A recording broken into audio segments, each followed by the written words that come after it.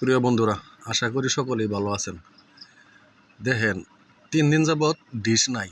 গ্রাহক তো ঠিকই ফোন করতেছে, ভাই ডিশ নাই। কিন্তু দেখেন, বৃষ্টির কারণে আমরা রাস্তার যে কি অবস্থা হয়েছে এটা তো আসলে কেউ বুঝতেছে না।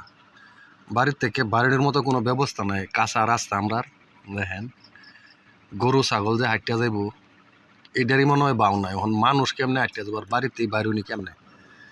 এই বৃষ্টি হইতেছে এই ছাড়তাছে, এই বৃষ্টি হইতেছে এই ছাড়তাছে।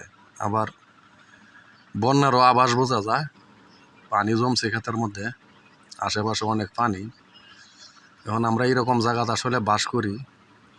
নির্বাচনের আগে আসলে যারা মেম্বার, চেয়ারম্যান, এমপি, মন্ত্রী যারা হয় আর কি, উপজেলা চেয়ারম্যান, সবাই তো কয় দেশের উন্নয়ন করব, এই করব সেই করব, করে অবশ্য, কিন্তু কই যে করে আসলে এটা তারাই জানে।